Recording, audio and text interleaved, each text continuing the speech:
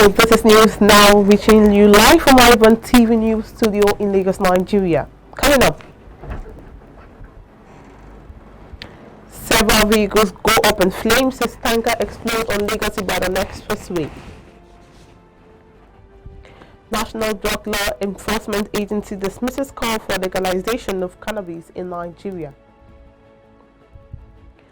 Opposition boycott war, ethnic violence, logistical challenges overshadow voting in some regions in Ethiopia. Iran accuses United States of interference for saying its presidential election was neither free nor fair.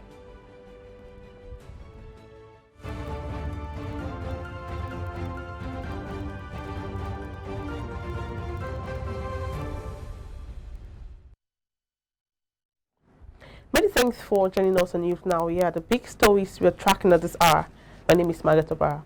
Now, several vehicles went up in flames as a tanker exploded on Lagos-IBADAN Expressway on Tuesday.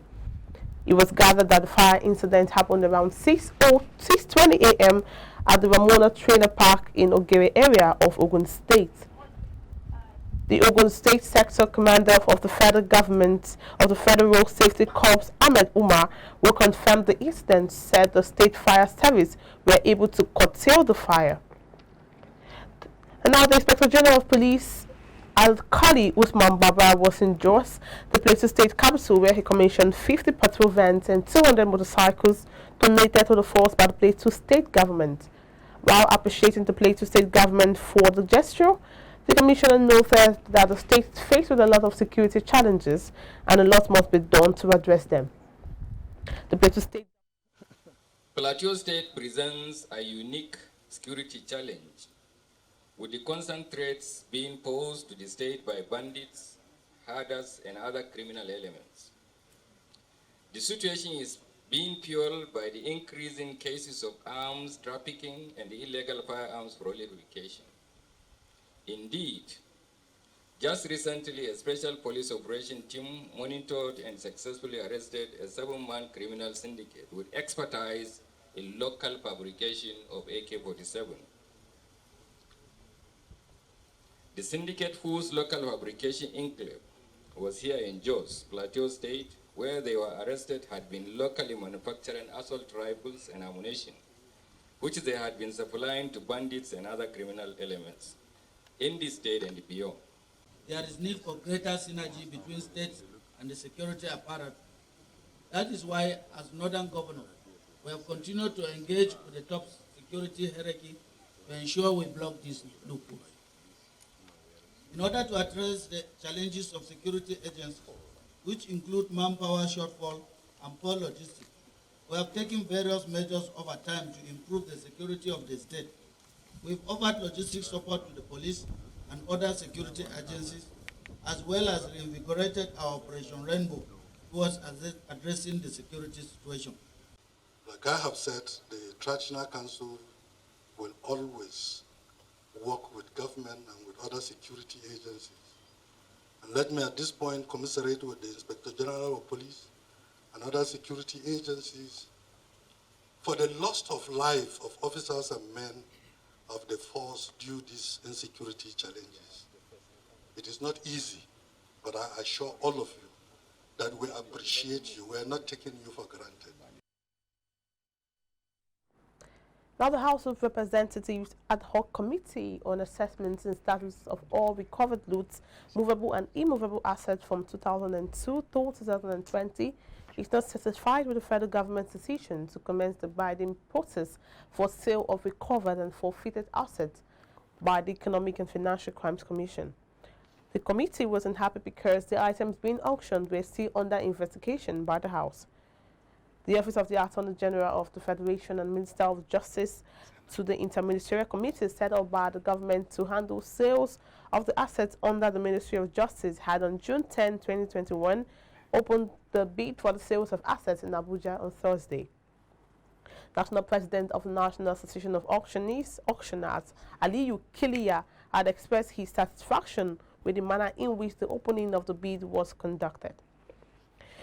Also, the federal government has announced the development of a national humanitarian development peace framework The soon-to-be launched framework is geared towards making humanitarian interventions in Nigeria timely and effective, coordinated between the government and as well as humanitarian and security agencies. Sadiya Farouk, the Minister of Humanitarian Affairs, Disaster Management and Social Development, disclosed this on Monday at a virtual briefing to the United Nations member states on the humanitarian situation in Nigeria. She explained that the National Humanitarian Coordination Technical Working Group, as directed by the National Humanitarian Coordination Committee, NHCC, came up with initiatives aimed at restoring peace and stability in Nigeria. The President of Nigeria on Monday congratulated the newly elected President of Iran, Ibrahim Raisi, assuring the nation of closer cooperation. The President, in a statement signed on Monday by his senior special assistant on media and publicity, Garba Shehu, said the election of Raisi once again reinforces the centrality of the will of the people to the success of democracy anywhere in the world. President Buhari said that Raisi deserves his victory in the presidential election. Now, the Nigerian leader explained that democracy affords voters the opportunity to change or re-elect their representatives by peaceful means. The governor of Rivers State, WIKE, has assented to 2 bills passed into law by the State House of Assembly. The bills are to enhance access to quality health care and enable government fulfill contractual obligations. The bills signed into law by the governor include Public Procurement Amendment Law Number 1 of 2021 and Contributes to Health Protection Program Law Number 3 of 2020. Governor WIKE will sign the bills into law at the government house, but Hackett said residents and others who want health insurance can participate in the scheme. These 2 bills passed by Rivers State House of Assembly, assented to by the governor of Rivers State. They are critical elements in developing society and people. If you look at what the governor is doing in the state, I think from the primary to the tertiary level, the governor has done it all. So what is left is for this law to come so that the people can benefit.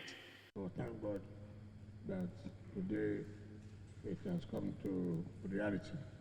And this is for all civil servants and other Nigerians, Rivers people, to leverage on this health protection program law, to leverage on it, to see that to boost their health status by having access to the health facilities. So civil servants should know that this is my reality, and so it's not to give excuses.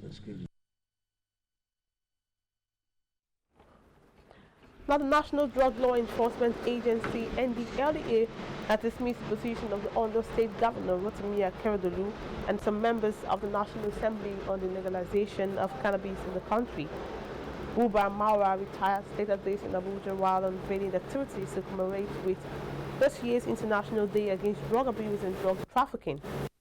The NDLEA boss added the use of illicit substances like cannabis creates threats to public health and security of the nation. Be seen fire and step into it. Yes, the issue of the use of cannabis for medicinal purposes is approved. In some countries, not in all. Not in all. And now we have to look at our own circumstances here. It's possible the time will come for us to rethink, but this is not the time. This is definitely not the time for Nigeria with the highest prevalence of use. Go to Lagos State. The drug use prevalence is 33% from that survey. Most of that is from cannabis. And the Southwest itself. Ondo State is the greatest grower of this substance. And the NDLEA will continue to burn any farm that we find and arrest the perpetrators. Now, following the death threat alarm raised by Chairman of EFCC Abdul Rashid Bawa, some high-profile Nigerian youth are of the opinion that threats against Bawa will lead to serious setback in the current fight against corruption and other corrupt practices in the nation's development. This was a submission of the Northern Youths under the auspices of the Awera Youth Assembly. No, Now they distract me. Be taken for granted. We as youth of this country have shown our support and respect for the chairman from when he was appointed, and we are ready to stand behind him to accomplish his task. Any attack or threat on the chairman is a threat on us, and we will be forced to investigate who made the threat, and we will use the law to deal with a person directly to act as deterrence to any other person noticing such thoughts. They are threatening Dr. Rashid Bawa because they are seeing him as a young person that if they threaten him, he's going to withdraw from what he intended to achieve. That is not enough reason. We, the youth, we are the trustees of this nation. If anything happens today and we remain silent, we are destroying the image of Nigeria tomorrow. The Iwo Road Incident, which happened last Thursday and claimed the life of one Rahman Aziz, popularly known as Jago, has left his mother and family members devastated as they continue to seek justice for the father of two. According to Alhaja Salmat Aziz, the mother of the deceased, said the family is currently going through a very tough time as it is difficult for them to bear the loss of their son, while they call on the government to ensure that they get justice.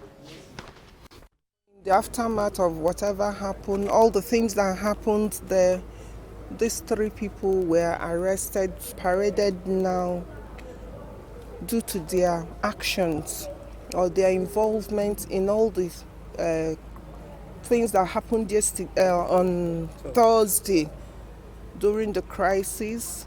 So the investigation is still ongoing. So as we go on, we'll still update you. They even targeted two of my sons, my first son and the Ramon that is dead. So they have to carry my first son through the fence of the complex to the other side of the building.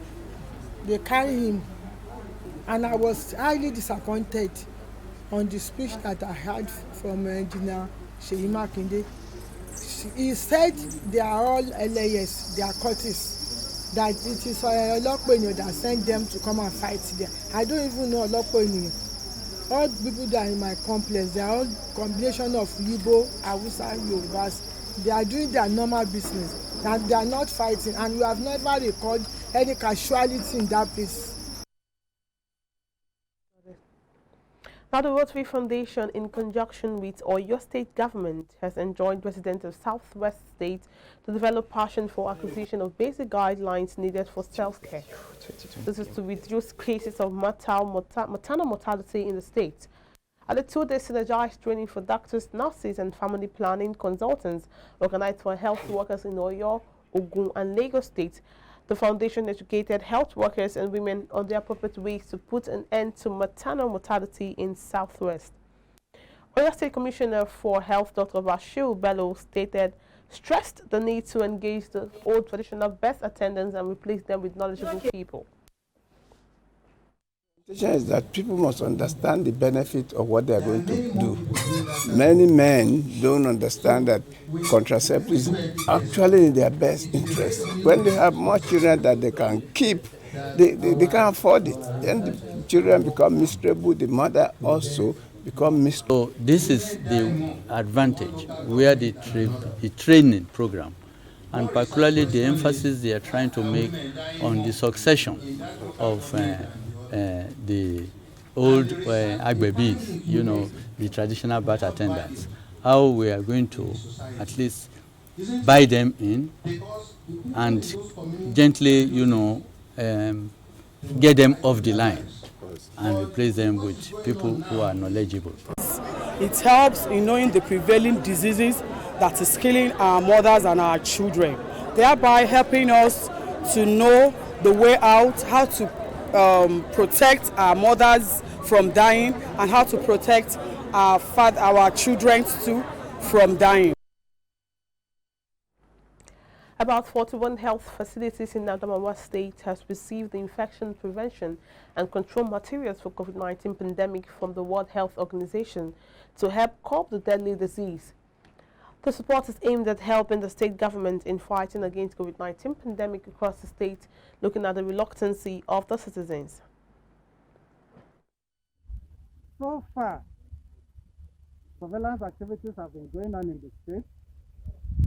Just last week, 2 confirmed cases of COVID-19 was reported in Adamawa State. To show you that the problem, the pandemic, is still bedeviling us in this state.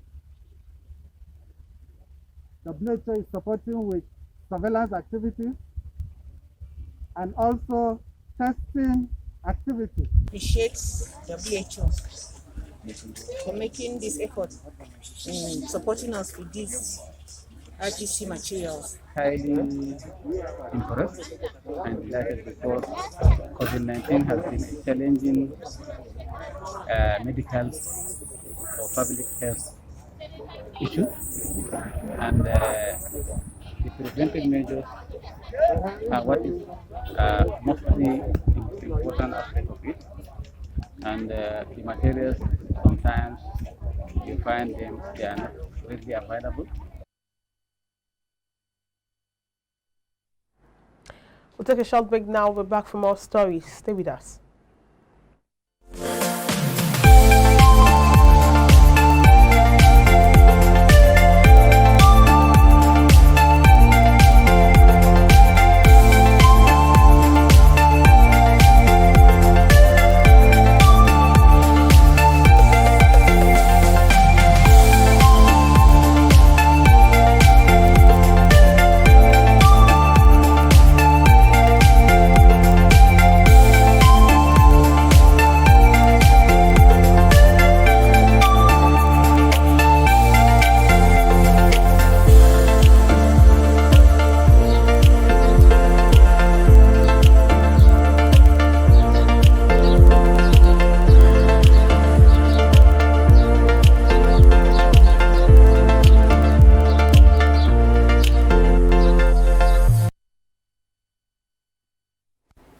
Welcome back. Now on the African scene, Prime Minister Abiy Ahmed said he hoped Ethiopia's national and regional elections Monday would prove the success of democratic reforms, but opposition boycotts, war, ethnic violence and logistical challenges overshadowed the vote in some regions.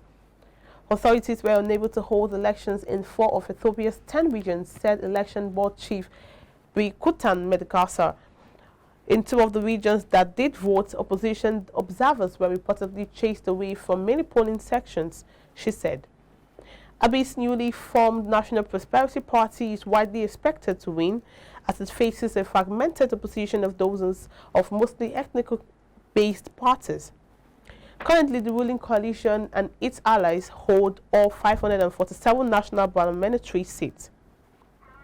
Still on the African scene, Congolese Prime Minister Anto Collier Makoso acknowledged on Monday the financial difficulties his country is facing and promised to reduce a debt that has recently been increased. Anto said to the National Assembly in capital city Brazzaville, the financial difficulties compounded by the health crisis have increased debt and reduced ability to service it. End of quote. Now, this speech by the Prime Minister Makoso comes after Chinese president agreed to a restructuring of Congo's vast debt, which prevents this Central African country from resuming negotiations with the International Monetary Fund, IMF. And now on the foreign scene, Iran accuses the United States on Tuesday of interference for saying its presidential election on Friday was neither free nor fair. Iranian state media reported a U.S. State Department spokesman said on Monday the United States viewed the process that made Ibrahim Raisi, Iran's president-elect, as pretty manufactured, reiterating the U.S. view that the election was neither free nor fair. In court, we consider this statement as interference in our domestic affairs, contrary to international law, and reject it. End of quote. Iranian government spokesman Ali Rabeh was quoted by state media as saying, Raisi, a hardline judge who is under U.S. sanctions over human rights abuses, secured victory as expected on Saturday in Iran's presidential election after a contest marked by voter apathy over economic hardships and political restrictions. Meanwhile, China and its allies called on Tuesday for an independent investigation into the discovery last month of the remains of more than 200 indigenous children at a Canadian boarding school. The remains of 215 children, some as young as 3 years old, were found in British Columbia at the site of a former residential school for indigenous children, a discovery Prime Minister Justin Trudeau described as heartbreaking. Yang Duan, a senior official of China's mission to the UN in Geneva, told the Human Rights Council, said, "We call for a thorough and impartial investigation into all cases where crimes were committed against indigenous people, especially children, so as to bring those responsible to justice and offer full remedy to victims." End of quote. Now up next is sports with Jidechi.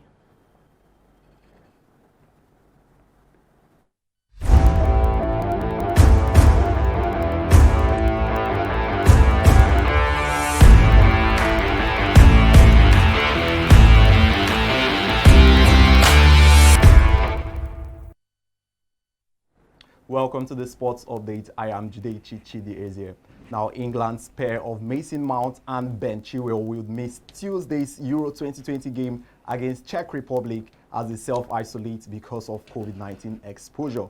Now, the pair we are seeing interacting with Chelsea's teammate Billy Gilmore after England's draw with Scotland on Friday, since which the midfielder has tested positive for coronavirus. Now, they will isolate until 28th of June and could miss England's last 16 match, a period of isolation which could impact preparations for the knockout stage. Now, England are guaranteed a place in the last 16 after Monday's results, but we will go through as Group D winners with victory over Czech Republic. And moving on now, on the local scene, Bayelsa State Governor Doye Diri on Wednesday rewarded the state's athletes that excelled at the Edo 2020 National Sports Festival. And elated Governor Diri announced a total package of 195 million naira for gold, silver, and bronze medalists, as well as coaches and secretaries of the teams. The governor also announced the adoption of 2 Bayelsa-born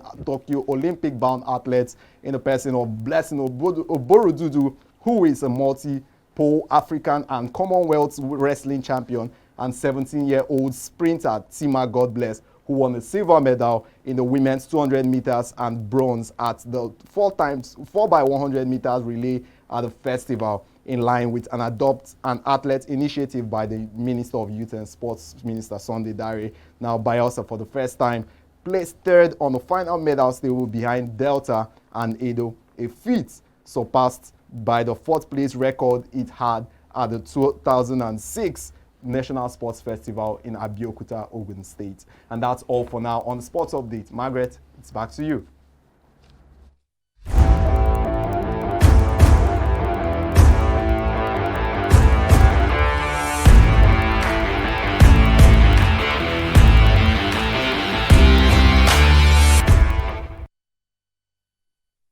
Thank you for that, Judechi. Now, up next is business news.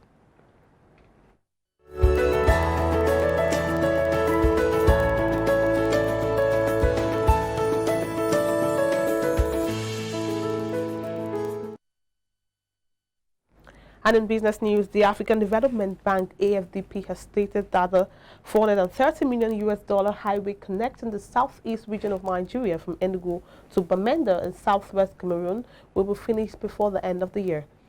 This was disclosed by the bank's president, Akinwumi Adesina, at the 59th ordinary session of the ECOWAS Authority of Head of State and Government in Ghana, citing that the project was part of the $16 billion worth of projects in West Africa alone.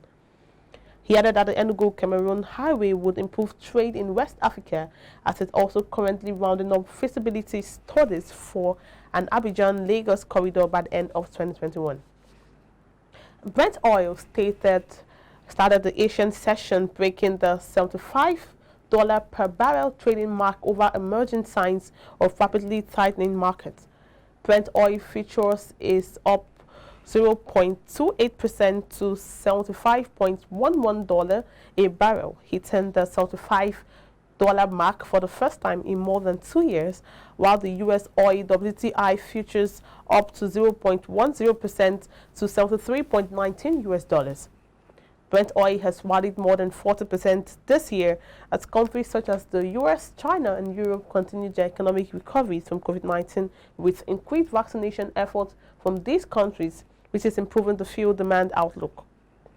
Also fueling the bullish markets is the Bank of America core forecast that the global crude benchmark could hit the $100 a barrel in 2022, giving credit to rebound in travel. However, ongoing COVID-19 outbreak in several countries are a grim reminder that fuel demand recovery remains uneven. India has had the worst of it, currently experiencing a second wave of COVID-19 outbreak. Now coming up is entertainment roundup. Tristan.